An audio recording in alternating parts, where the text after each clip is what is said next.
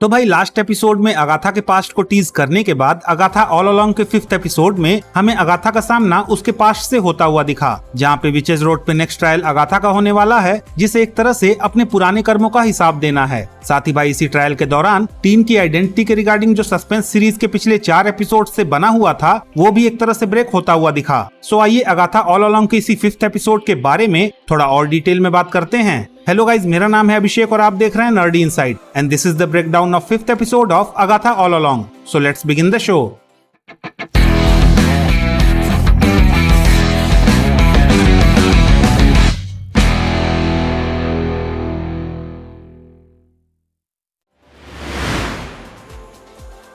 अब भाई एपिसोड शुरू होता है 1693 से सेलम मैसाचुसेट्स का वो सीन दिखाते हुए, जहां अगाथा की कवेन की विचेस, जिसमें उसकी माँ भी शामिल है, वो सभी उसे मारने की कोशिश कर रही हैं। पर भाई जैसा कि हमें इस सीरीज में बताया गया है कि अगाथा की बॉडी उस पे हमला करने वालों की पावर्स को उसके डिफेंस में पूरी तरह से एब्जॉर्ब कर सकती है, तो बस ऐसा ही कुछ हमें यहाँ भी देखने को मिलता है, जहाँ अगाथा उस पे हमला करने वाली सभी विचेस की पावर्स को पूरी तरह से ड्रेन कर लेती है और सारी विचेस मारी जाती हैं। अब भाई अगर आपको याद नहीं तो मैं बता दूं कि सेम यही सीन हमें वांडाविजन के फिनाले में भी देखने को मिल चुका है। खैर, इसके बाद सीन शिफ्ट होता है प्रेजेंट में, जहां लिलिया को सेलम 7 की विचेस का विचेस रोड में आने का विजन मिलता है, जिसके बाद लिलिया सभी को वॉर्न करते हुए टीन को सेलम 7 की विचेस के बारे में बताना शुरू करती है, जहां वो बताती है कि सेलम 7 की विचेस उन सभी विचेस की बेटियां हैं जो कि 1693 में अगाथा के ट्रायल के दौरान मारी गई थी। साथ ही भाई सेलम 7 की ये ओरिजिन कहीं न कहीं कुछ हद तक कॉमिक बुक से मिलती जुलती है, जहाँ पे सेलम 7 के मेंबर्स अगाथा के बेटे निकोलस स्क्रैच के बच्चे हैं।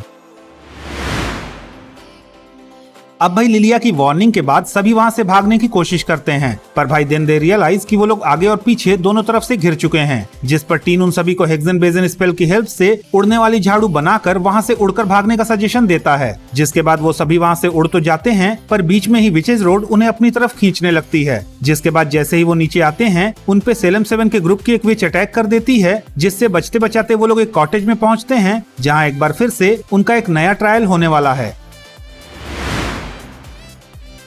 अब भाई कॉटेज के अंदर जाते ही एक बार फिर कवन के सभी मेंबर्स का लुक चेंज हो जाता है और सभी हमें 80s के रेट्रो वाले अवतार में देखने को मिलते हैं। खैर, इसके बाद उन सभी के बीच कन्वर्सेशन के दौरान जब टीन पूछता है कि अब की बार किसका ट्रायल होने वाला है, तो रियो बताती है कि ये ट्रायल अगाथा का है।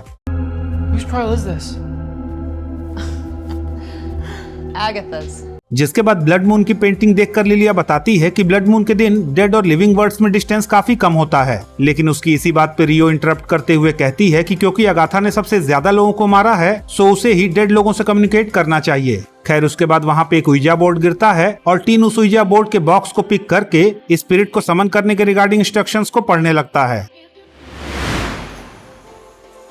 अब भाई भूत बुलाने के इस टास्क में पहले तो अगाथा मिसेस हार्ट की स्पिरिट से पोजेस होने की एक्टिंग करती है, पर बाद में जब सभी उसके इस ड्रामे को समझ जाते हैं तो सभी मिलकर सीरियसली स्पिरिट को समन करने वाला काम शुरू करते हैं। जहाँ पे जो स्पिरिट समन होकर आती है वो पहले तो अपना नाम डेथ बताती है, पर बाद में पता चलता है कि वो स्पिरिट अगाथा की मदर एवानोरा हार्कनेस की है, जो कि अगाथा के पूरे कवन से कहती है कि वो अगाथा को छोड़कर यहाँ से आगे चले जाएं और अपनी विचेस रोड की जर्नी कंप्लीट करें।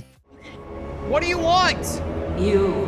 must finish the witch's road without Agatha.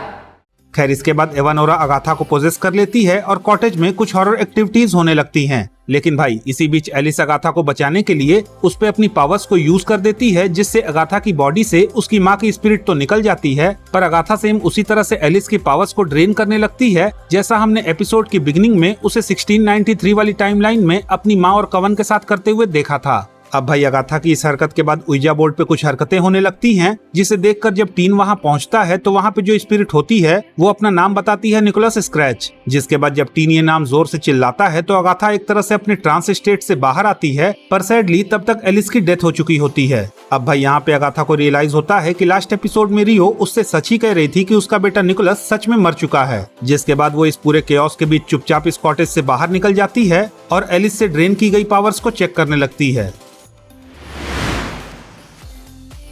अब भाई जब बाहर आकर टीन अगाथा को कन्फ्रंट करता है तो पहले तो अगाथा ये कह देती है कि उसका खुद पे कोई कंट्रोल नहीं था, जिस पर टीन उसे काउंटर करते हुए ये कहता है कि अगाथा को केवल पावर्स चाहिए थी और इसीलिए उसने एलिस को मार डाला। जिस पर जेनी ये बोलते हुए वहाँ से निकलती है कि किसी भी विच का अल्टीरियर मोटिव बस पावर पाना ही होता है, जिस पर टीन ये बोलता है कि ये मेरा एजेंडा तो बिल्कुल भी नहीं है। जिसके बाद अगाथा उसे ये बोलकर टॉन्ट करती है कि वो भी बिल्कुल अपने माँ की तरह ही है।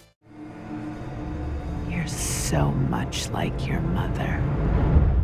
लेकिन भाई जैसे ही वो उसे इस बार अपना पेट बोलती है तो फिर आता है इस एपिसोड का सबसे बड़ा रिवील, जहां हम टीन को वांडा के स्टाइल में अपनी फिंगर मूवमेंट से जेनी और लिलिया को माइंड कंट्रोल करके उनसे अगाथा को दलदल में फेंकवाते हुए देखते हैं। जिसके बाद टीन एक ब्लास्ट करता है जिससे लिलिया और जेनी भी दलदल में गिरकर डूब जाती हैं। और भाई फिर हम टीन के सिर पे स्कारलेट विच जैसा एक क्राउन बनते हुए देखते हैं और बस एपिसोड यहीं पे एंड हो जाता है। You should see me in अब भाई क्राउन से लेकर टीन के मैजिक के कलर तक सब कुछ टीन के विकन होने को कंफर्म कर रहा है। लेकिन भाई यहाँ पे क्वेश्चन ये है कि टीन को वांडा के बेटे विकन के रूप में इस सीरीज में एस्टेब्लिश किया कैसे जाएगा, क्योंकि कॉमिक बुक में भी वांडा ने अपने बच्चों को बनाया तो मैजिक से ही था, जिनमें कहीं ना कहीं मेफिस्टो का एसेंस भी शामिल था। लेकिन भाई जब मेफिस्टो ने अपने एसेंस को वापस से एब्जॉर्ब करना चाहा तो वांडा के मैजिक से ऑल्टर हुए एसेंस से बनी दोनों सोल्स मेफिस्टो से बच निकली और अलग अलग ह्यूमंस की बॉडीज में चली गयी, जहाँ बिली की सोल गई बिली कैप्लिन नाम के एक बच्चे में, जो आगे चलकर विकन नाम का एक अल्ट्रा पावरफुल म्यूटेंट बना और बाद में उसने यंग एवेंजर्स की टीम को भी ज्वाइन किया। खैर coming back to the show, तो नेक्स्ट एपिसोड में ये देखना काफी इंटरेस्टिंग होगा कि अगाथा और बाकी विचेस इस दलदल से बचती कैसे हैं और भाई टीन जो कि अब फुल ऑन विकन बन चुका है उसका अगला स्टेप होता क्या है। तो भाई दैट्स इट, ये था मेरा अगाथा ऑल अलोंग के 5th एपिसोड का ब्रेकडाउन और एनालिसिस। अगर आपको ये ब्रेकडाउन पसंद आया तो प्लीज इस वीडियो को लाइक कीजिए, शेयर कीजिए और हाँ, अगर आपके कुछ सजेशंस हैं तो please don't forget to comment और जाते जाते प्लीज इस चैनल को सब्सक्राइब करना भी ना भूलें। तो मिलता हूँ मैं आपसे अगली वीडियो में, तब तक के लिए have fun and enjoy the day.